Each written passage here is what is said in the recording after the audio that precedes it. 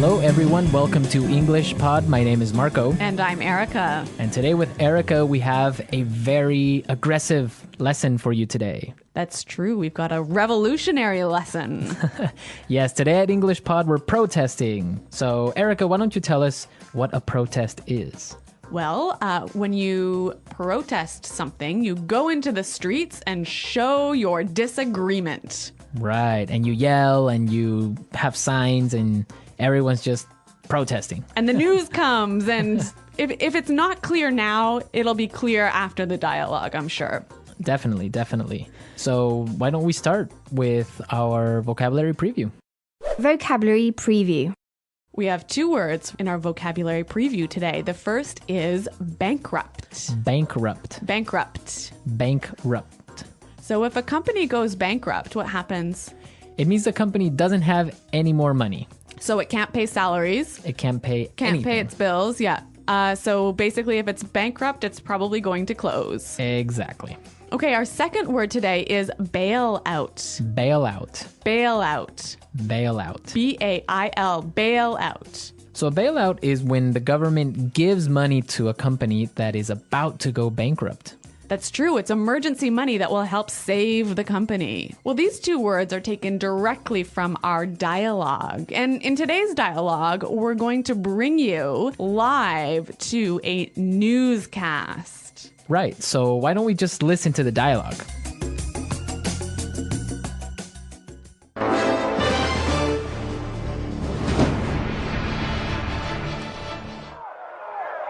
This is Action 5 News reporter Sarah O'Connell reporting live from Washington, D.C., where a protest has broken out. Thousands of angry citizens are protesting against the proposed bailout of the auto manufacturing industry. Sir, Sarah O'Connell, Channel 5 News, can you tell us what's happening? Yeah, we're here because we feel this is an injustice. The financial irresponsibility of big business has to stop. We're here to show the government that we don't like the way they're spending our tax dollars. Sir, but what exactly is making everyone so angry? It's an absolute outrage, Sarah. The U.S. government wants to give $25 billion of taxpayers' money to the auto industry. These are companies that have been mismanaged and are now nearly bankrupt. I see. But many supporters of the bailout argue that it could help save the jobs of millions of hardworking Americans.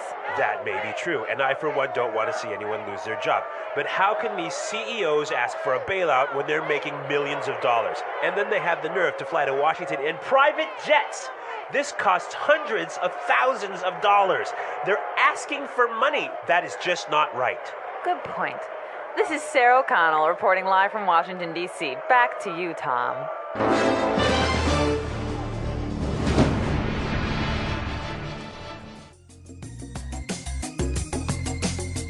Wow, these people are really angry. I think they're furious.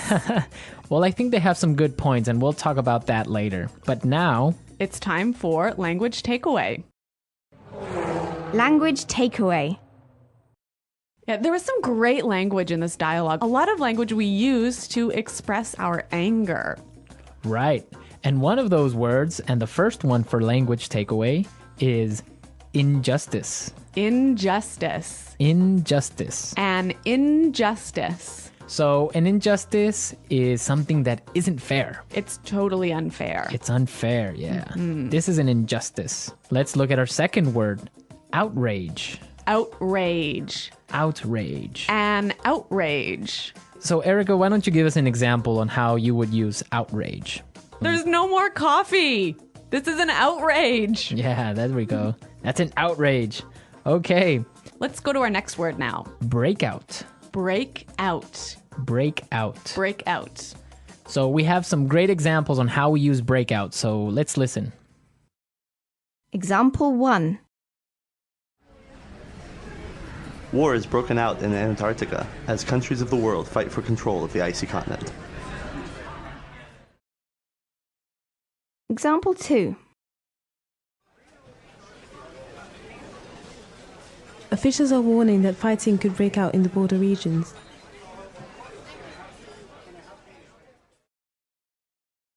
Example 3.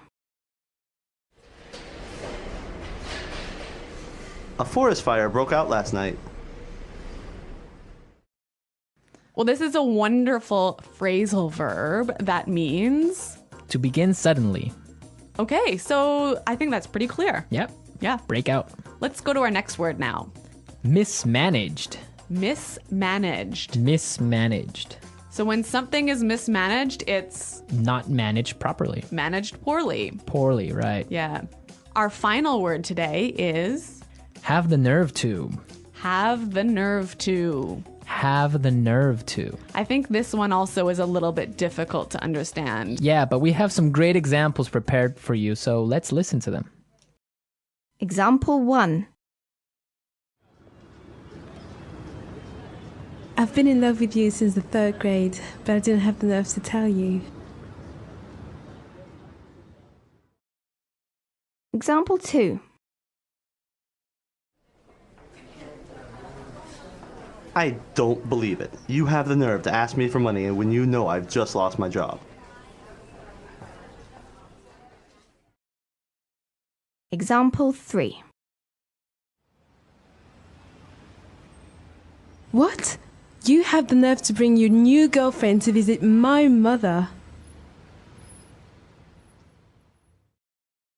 So have the nerve to is like dare to do something, right? Yeah, how dare you? Yeah. Have the nerve to. It's like, I can't believe you would do that. Yeah, I think that's quite clear. Mm-hmm. Yeah. Okay. A lot of great words in our dialogue today. And also, we have some really interesting grammar in today's dialogue. Right, so today, let's look at some grammar breakdown.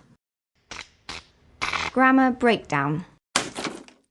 In this section, grammar breakdown, we show you a particular grammar structure and explain a little bit about how that structure affects meaning. So it's not really about getting the grammar perfectly right.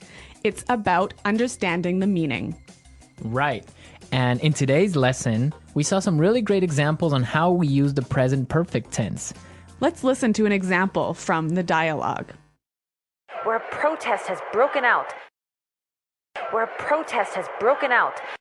See the verb here, break out, like a protest has broken out, happened in the past, right? Right?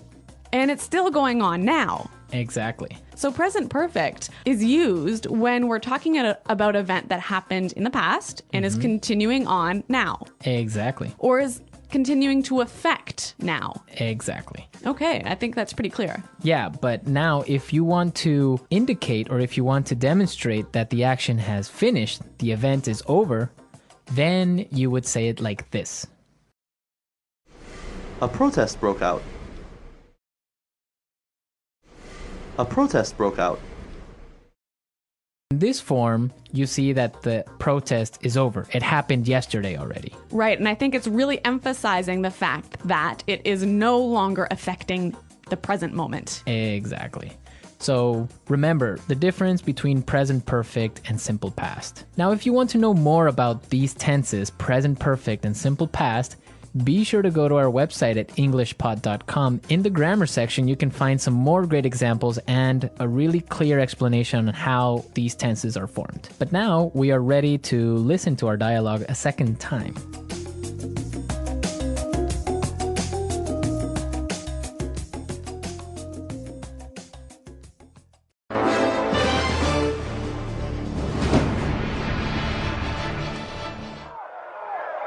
This is Action 5 news reporter Sarah O'Connell reporting live from Washington, D.C., where a protest has broken out. Thousands of angry citizens are protesting against the proposed bailout of the auto manufacturing industry. Sir, Sarah O'Connell, Channel 5 News, can you tell us what's happening? Yeah, we're here because we feel this is an injustice. The financial irresponsibility of big business has to stop. We're here to show the government that we don't like the way they're spending our tax dollars. Sir, but what exactly is making everyone so angry? It's an absolute outrage, Sarah. The U.S. government wants to give $25 billion of taxpayers' money to the auto industry. These are companies that have been mismanaged and are now nearly bankrupt. I see. But many supporters of the bailout argue that it could help save the jobs of millions of hardworking Americans. That may be true, and I, for one, don't want to see anyone lose their job. But how can these CEOs ask for a bailout when they're making millions of dollars? And then they have the nerve to fly to Washington in private jets. This costs hundreds of thousands of dollars. They're asking for money. That is just not right. Good point. This is Sarah O'Connell reporting live from Washington, D.C. Back to you, Tom.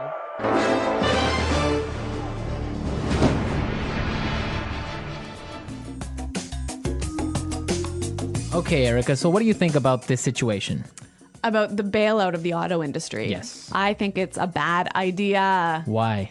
There's so many reasons. I mean, I don't think it's fair for us as taxpayers. Well, I guess I'm not really an American taxpayer, but I don't think it's fair for the taxpayers to have to pay for the mismanagement of these companies. I mean, they've got so much debt. They've produced cars that nobody really wants to buy, and now they're in trouble, and it's not our money that should be spent on saving them. Yeah, I would agree with you on that, but you do have to take into consideration the fact that if these companies go bankrupt, thousands of people will lose their jobs. And not only the people that work at the factories, but also people that work for other companies that supply these factories.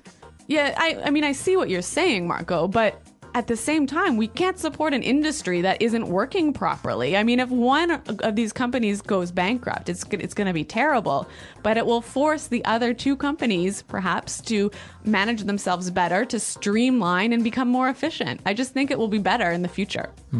Well, it could be, but also maybe all three companies can go bankrupt. It would be sad because the American auto industry is a symbol of prosperity. Yeah. It's also the symbol of like the American culture in general. I guess that's true. So it would be a shame for it to go bankrupt because everyone owns a car in the United States, or most people, and it's just something that we can't lose. But it is an interesting topic, and we also want to know your opinions about this. Well, everyone, thanks for listening, and until next time, goodbye. Bye.